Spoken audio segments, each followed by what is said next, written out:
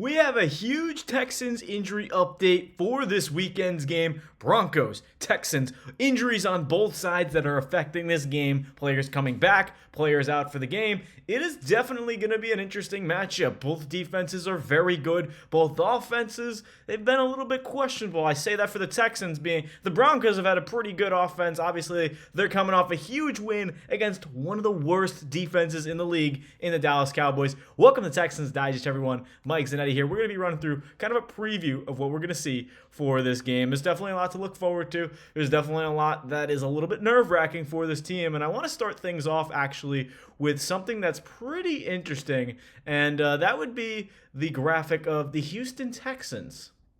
Let's just put it on the screen for everyone.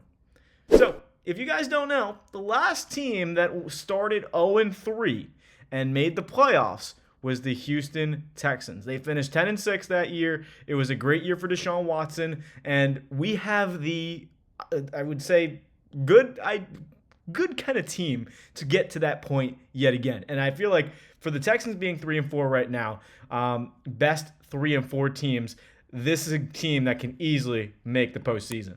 And I just want to reiterate what I said because I just realized I said the 2017 Texans. The 2018 Texans were the last team to go 0-3, and they won 9 consecutive games to finish the year with an 11-5 record, winning the AFC South. They can very well win 10-11 games this year. Obviously, the 2025 Texans, there's a little bit of a question mark there, but there's teams that have flipped the script and made the season turn out to be better than it was supposed to be. Now, again, you're not going to be all great. You're not going to be all wrong. But at the same time, this is a team that's really not that bad. And honestly, looking at the injury report, I'll put it on the screen in just a second, but the Texans are not in a rough spot. I was really more confident in this team if they were 4-3 up to this point and they would have beaten the Seahawks. That was a huge game coming out of the bye, and they kind of just fell on their faces, and it was definitely disappointing.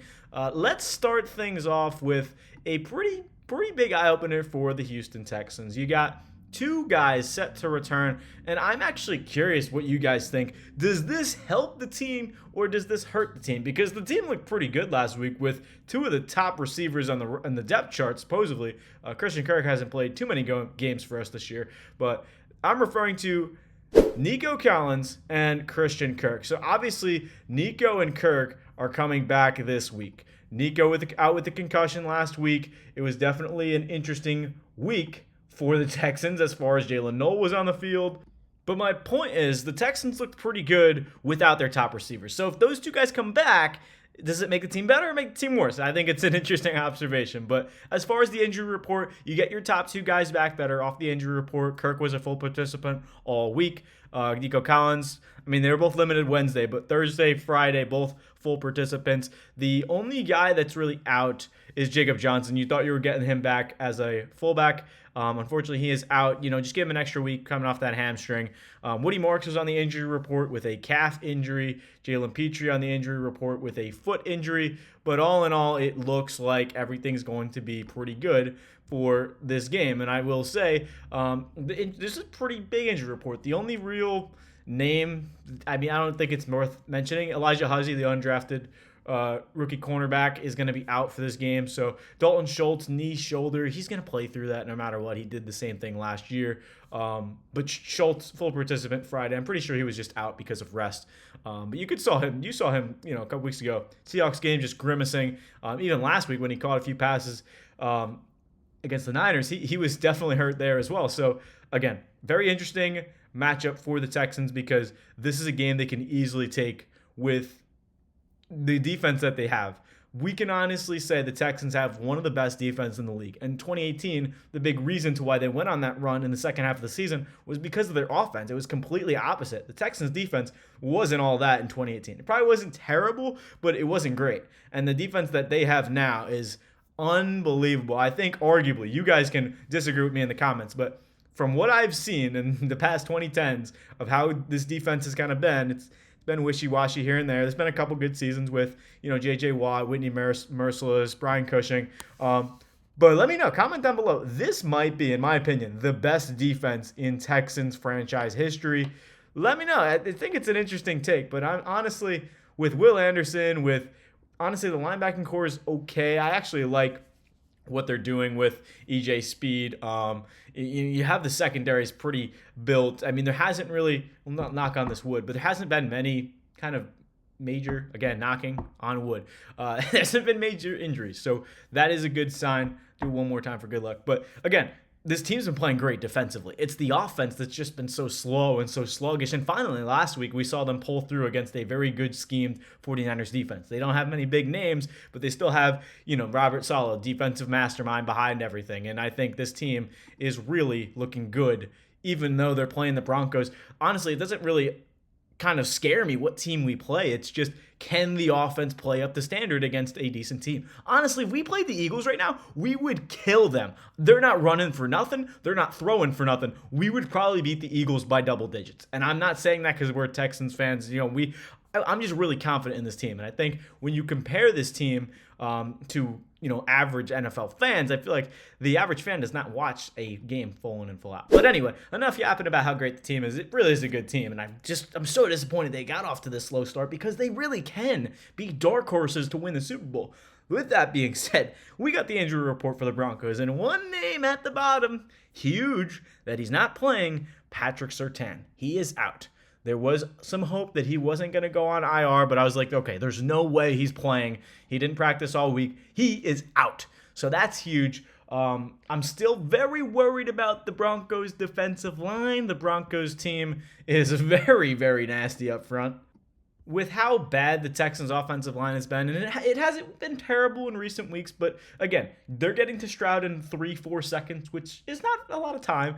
And the way Stroud operates in the pocket, sometimes he will take a very bad sack, like a 20-yard loss for a sack. So with guys on the Broncos like Zach Allen, DJ Jones, their nose tackle, John Franklin Myers, how about this guy called Nick Benito coming off the edge, who is a absolute speed demon. I mean, he can easily get to Stroud. That is my big concern. Can CJ Stroud get outside the pocket? Can he make some stuff happen? Little scramble drill action, because he needs to learn how to get rid of the ball. Stroud, we've seen him in so many situations to where he can just run. And Thursday Night Football, I think they called it out. I'm pretty sure the booth, it was Orlovsky. I could be mistaken.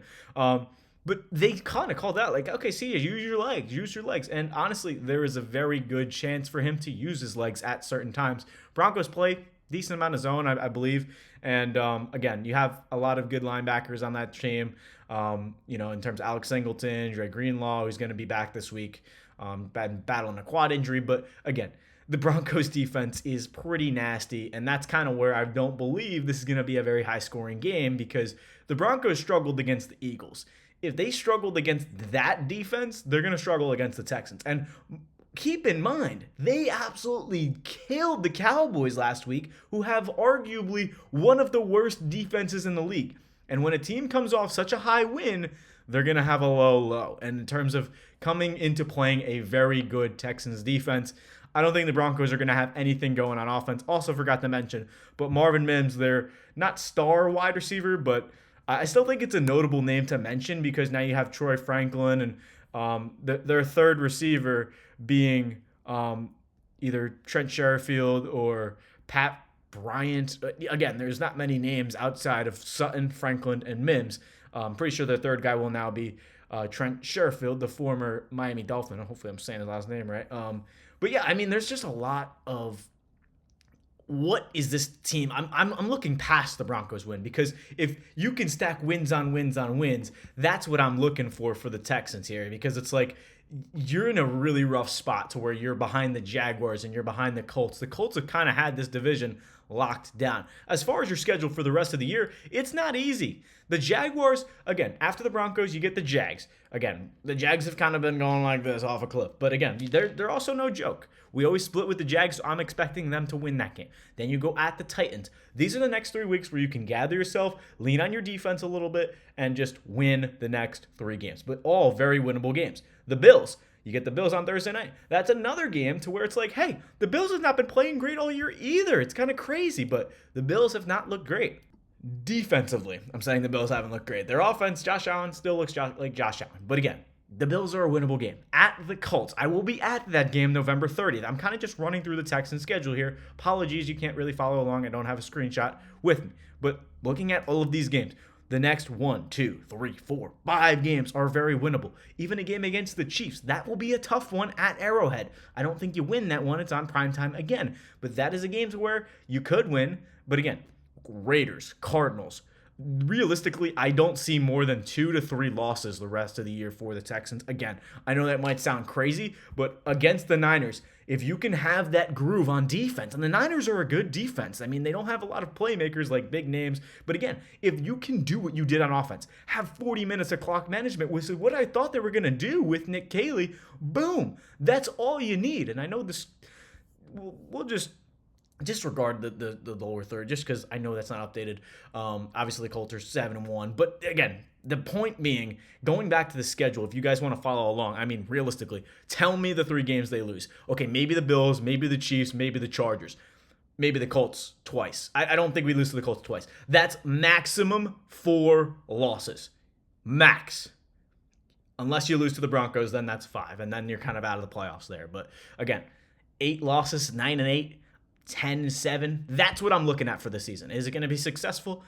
You got to make the playoffs. You got to sneak in. You got to try and go on a run to win a Super Bowl. That's the goal with all this, right? You have a quarterback in CJ Stroud. You got to get the offense down pat. And it seems like a season to where you're having some very tough overcomings of offense and trying to figure out, okay, what is the identity of this team? A lot of bootlegs, a lot of play action, a lot of 2 tight end sets. Sure, do whatever you got to do, Nick Caley. But again, I wouldn't rely on a heavy run script. It's just not something I would do. I think you got to have a lot of dink and dunk down the field, and CJ Stroud can do that. So put him in shotgun some more. Let him air the ball out. Do not put him in dumb play action fakes to where Broncos are probably going to send the house on a couple plays. But that's all I got for you guys. A little bit of a rant, but again, let me know where your thoughts at on the season overall, because I really think the Texans can make a run. I don't believe this team on paper.